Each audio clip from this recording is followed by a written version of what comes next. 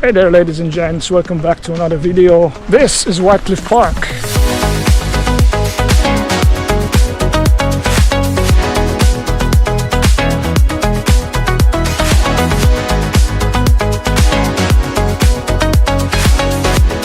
So White Cliff Park is in West Vancouver. It's about a half an hour, 40-minute drive from Vancouver, and it's famous for that cliff right there. So that's why it's called White Cliff Park. And my plan for today is to photograph this cliff at sunset with long exposure, making the water smooth and catching these boulders in the foreground as much as possible. And I have a couple of ideas for the photos, so that's what we're going to do today.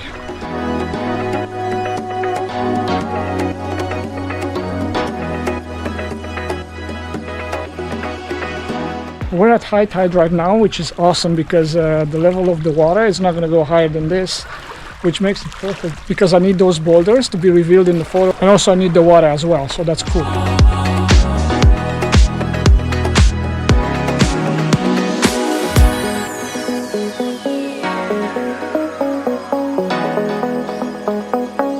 Sunset will be in about an hour, but because I have that mountain behind me, I can start shooting a bit sooner because that mountain will cover the sun. The light is going to dial down a little bit sooner, so that's going to be good.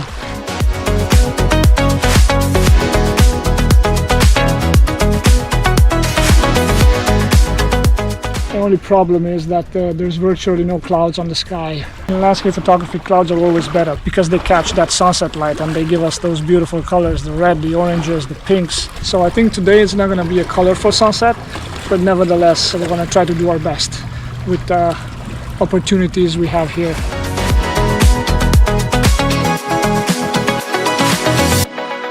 I'm going to try some focus stacking as well because I have these beautiful boulders that I can use in the foreground, and then with that cliff in the background it's going to make for a beautiful composition. And also, before the sun sets, I'm going to try to shoot some long exposures with my 10-stop ND filter and see what that looks like. Because why wait when you can shoot something meanwhile, right?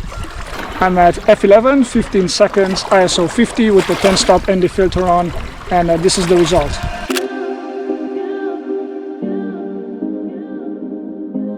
So as you can see, this is the beauty of the ND filter, is you don't have to wait until it gets dark. You can start shooting during daylight and get some nice long exposure photos. My next photo I want to do a focus stacking comp. I have this beautiful foreground with this little, I don't know what they're called, these little marine organisms, shells or whatever they are. And then that's going to be my foreground, and the background of course is going to be my cliff. So because I'm going to be very close to them, I cannot focus on everything, right? Even though I'm at f11, because I'm very close to this pool here, it's going to be out of focus. So what I'm going to do is shoot one photo focused on this pool, shoot another photo focused in the middle of the frame, which is going to be on the ocean, in the water here, and then the last photo is going to be focused on the cliff. So that's going to be 3 photos, and maybe I shoot 4, so I have a little bit of leeway to play with. And then those photos are going to stitch together in Photoshop, and it's going to be a focus stacked photo. So let's do that and see how that works out.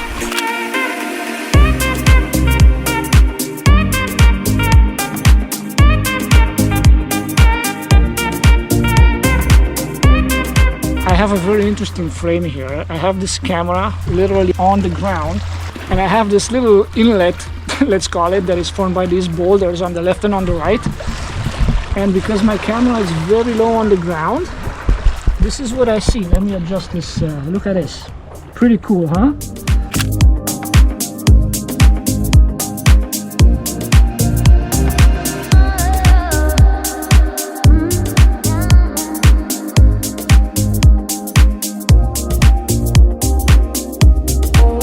So I found this interesting dead log here, which acts as a nice foreground element. So I placed my camera right behind it, and then I zoomed out completely at 17 millimeters, and then I did another series of photos that are focus stacked.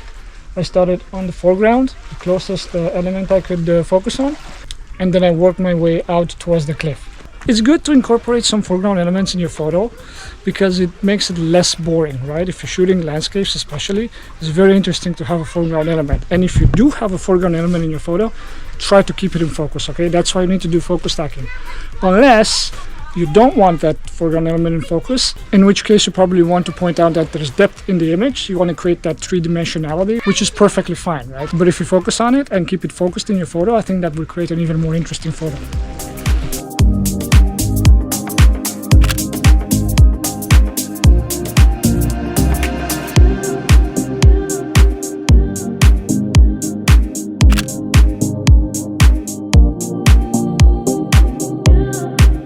That sun is almost down behind the mountain.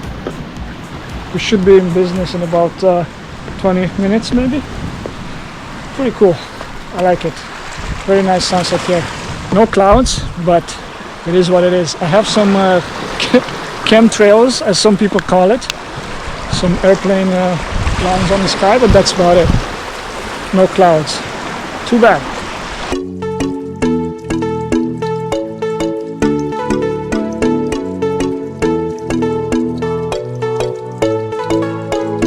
I like this location, so I think I'm going to stick with this for the sunset photos. And then before I leave, around Blue Hour, I'm going to hop on those boulders over there and take a photo to get some symmetry into that photo as well. Because if I position myself in the middle of those boulders, I'm going to have that V shape right in the middle. I can create a nice symmetry.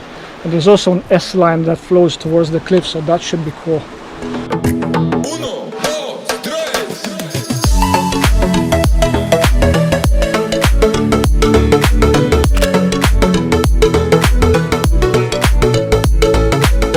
I just love how the sun casts a beautiful orange light on those cliffs over there, on those boulders.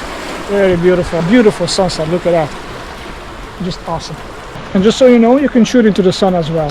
There's no problem at all. It's a very nice look.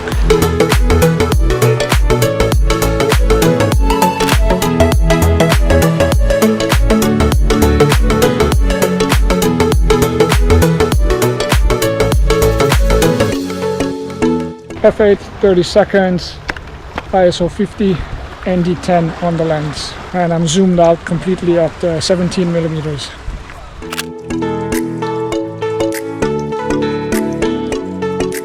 So what I did now is I lifted the camera a bit higher on this section of the tripod, and I tilted the lens down a little bit, so that creates a little bit of different perspective than what I had before, because before I had it down to this size. Now when you do this, put it on a timer, on a 5 seconds timer, so the camera doesn't move when you take the photo, because this one is quite wobbly, you see, and you press the button and the camera will shake and the photo will not turn out good, right? So put it on a 5 second timer to eliminate any jerks and movements.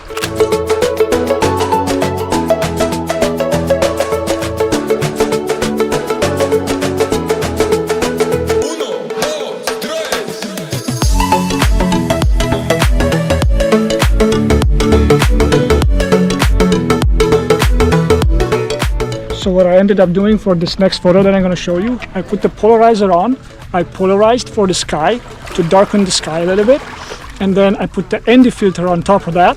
So on camera it looks awesome, but on the computer I think it's going to look even better. So check it out.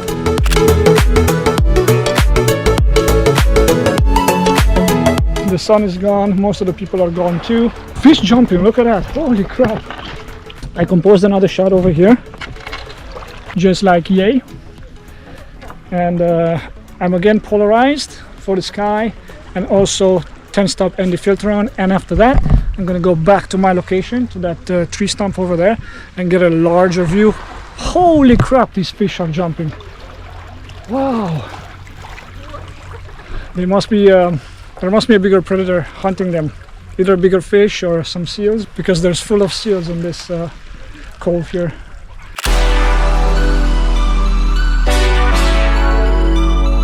Holy crap, that's a cool photo. Oh, look at those fish. I don't know if I'm wowed by my photo more on these fish jumping. Let me see if I can catch them. If I can keep my camera long enough. Maybe, there we go. Did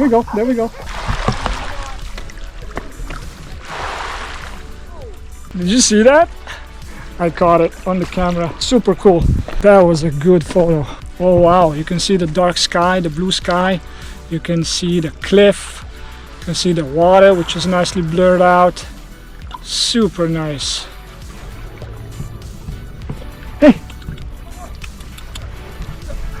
You see the seal? So cool. Okay, so I'm back at my log location over here, and what I did is the same that I did over there on the other location. I have my CPL on, polarized on the sky, and I have my ND filter on as well, and that combination should yield a very nice photo.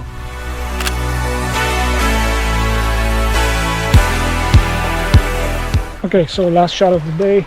The sky looks really beautiful over there, and I'm again polarized and ND filter on, 10 stop, and let's check it out. I have some beautiful reflections in the water as well, and we'll see how that turns out.